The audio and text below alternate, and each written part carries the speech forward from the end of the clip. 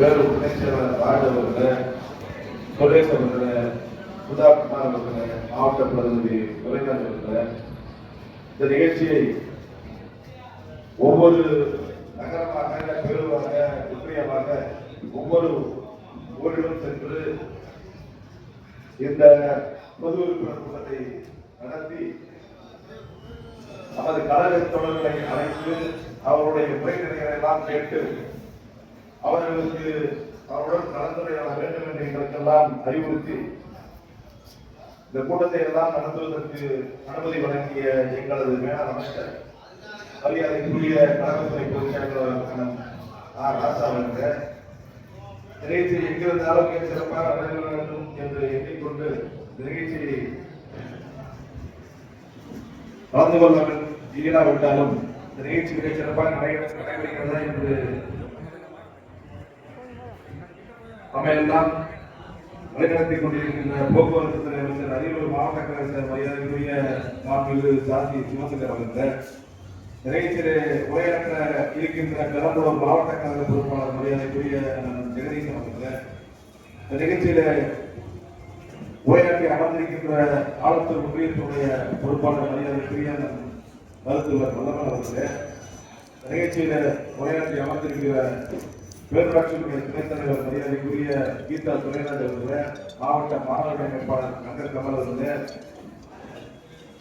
நிகழ்ச்சியில கலந்திருக்கிற மாவட்ட பொறியாளர்களுடைய அமைப்பாளர் மரியாதைக்குரிய ராசா அவர்கள், மாவட்ட இளைஞர்கள் அமைப்பாளர் மரியாதைக்குரிய அப்துல் கரீம் அவர்கள், முன்னாள் மாவட்ட இளைஞர்களுடைய அமைப்பாளர் மரியாதைக்குரிய கேபி மாரிக்கண்ணன் அவர்கள், முன்னாள் பேரூர் செயலர் மரியாதைக்குரிய வடிவேல் அவர்கள், மேட்டாங்கூர் கருணாநிதி அவர்கள், மேட்டாங்கர் மகன்வார் அவர்கள், ஒன்றிய பிரதிநிதி ராஜேந்திரன் அவர்கள், ஒன்றிய பிரதிநிதி வலியரன் அவர்கள், ஒன்றிய பிரதிநிதி திருமுருகன் அவர்கள், ஆரோக்கியராஜ் அவர்கள், லோகநாத் அவர்கள், பெரும் இளைஞர்களுடைய விஜயகுமார் அவர்கள், விக்னேஸ்வரன் அவர்கள், சத்யசிங் அவர்கள், சிவான் அவர்கள், அன்னைக்கு அவர்கள், சுதா அவர்கள், வார்டு இலக்கண செயலாளர்கள், பேரூராட்சி மன்ற உறுப்பினர்கள், இறுதியாக நன்றிகளை ஆற்றியிருக்கின்ற தம்பி வேலூர் மாணவர்களுடைய அமைப்பாளர் திவான் அவர்கள், இந்த நிகழ்ச்சியில கலந்து கொண்டிருக்கின்ற கழக தோழர்களுடைய இலக்கண நிர்வாகிகளை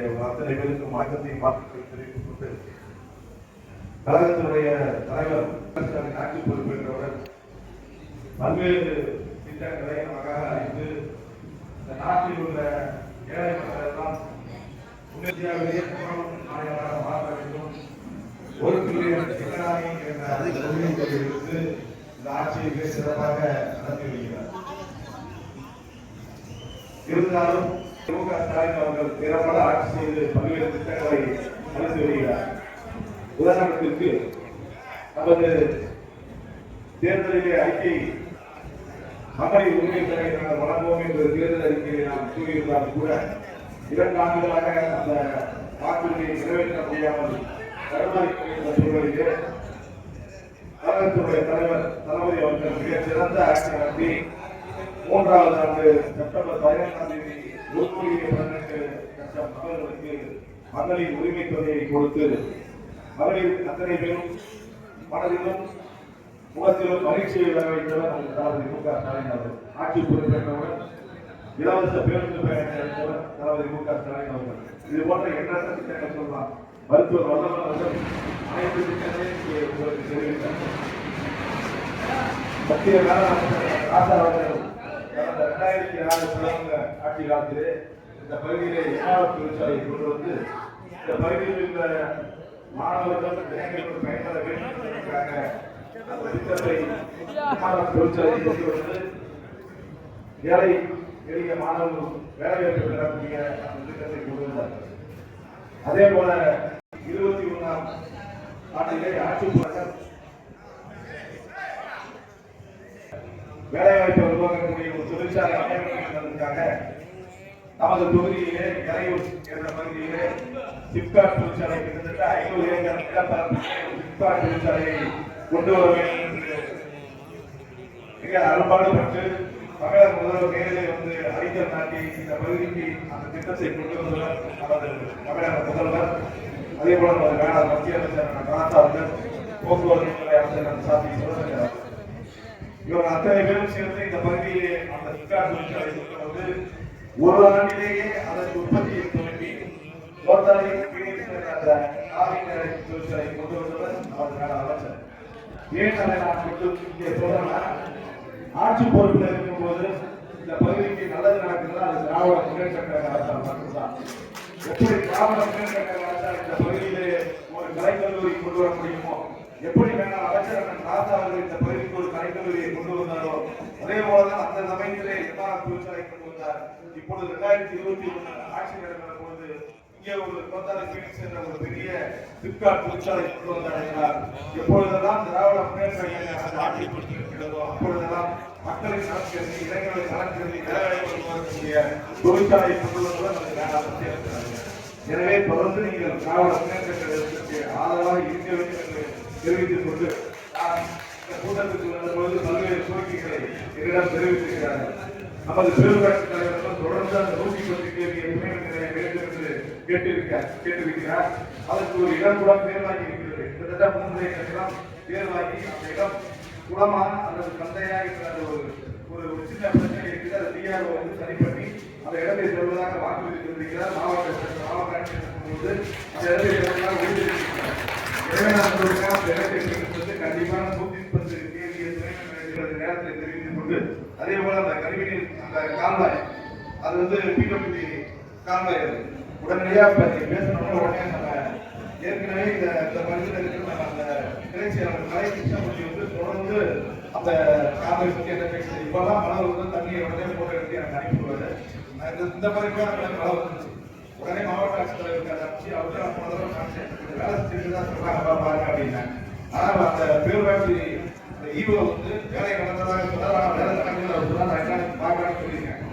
இருந்தாலும் கூட அது வந்து பிடபிள்யூ அந்த கால்வாய்க்கிறதுனால அந்த ஈவில் அடிச்சு பேசினேன். அதற்குண்டான நிதியை ஒதுக்குவதற்காக டிஸ்ட்ரிக்ட் அந்த ஒர்க்கை செய்வதற்கு நிதியை கேட்டிருக்கிறேன். கண்டிப்பாக செஞ்சு தர சொல்லியிருக்காங்க. அதையும் இந்த பகுதி செய்வதற்கு நான் முயற்சி எடுப்பேன். அதே போல 100 நாள் வேலை திட்டம் என்பது நம்ம ஆட்சி காலத்தில் தான் வந்து கொண்டு வந்தோம். உங்களுக்கு தெரியும், கிராமத்தில் வந்து 100 நாள் வேலை திட்டம். ஆனால் பேரூருக்கு முதல்ல 100 நாள் வேலை திட்டத்தை கொண்டு வந்தவர் நமது தமிழக முதல்வர்.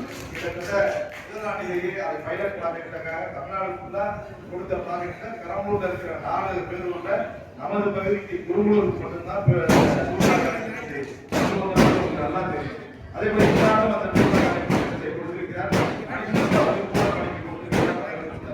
இது போன்ற திட்டங்களை கொண்டு வந்து திராவிட முன்னேற்ற கழகம் அதே போல அண்ணன் ராஜ்குமார் பூர்த்தி அளித்து இந்த பகுதிக்கு கொடுக்கிறாங்க. அதை அளந்து நமது உறுப்பினர் இருக்கிறாங்க, கவிதா இருக்கிறாங்க. அந்த அரசு உடனடியாக கொடுப்பதற்கு நான் அதே போல அண்ணாசிலை என்பது இந்த 8ஆம் தேதி திறப்பதாக இருந்தது. ஆனால் அமைச்சர் அவர்கள் தனி நிகழ்ச்சியா வைக்கணும். இதுக்கு நிறைய பேர் தான் பிரச்சாரம் இந்த நேரம் வேணாம். 20ஆம் தேதிக்கு மேல ஒரு தேதி தரேன்னு சொல்லியிருக்காரு. கட்டாயம் அண்ணாசிலை 20ஆம் தேதிக்கு பிறகு நமது வேளாண் மத்திய நேரத்தில் தெரிவித்துக் கொள்கிறேன். அதே போல எந்த பிரச்சனையா இருந்தாலும் என்கிட்ட சொன்னா என்னால முயன்ற அளவுக்கு நான் செஞ்சு தருவேன். இங்க நிறைய பிரச்சனை இருக்கு. மற்ற உறுப்பினருக்கு இருந்தாலும் வாரிசுகளுக்கு நிறைய பிரச்சனை இருக்கு.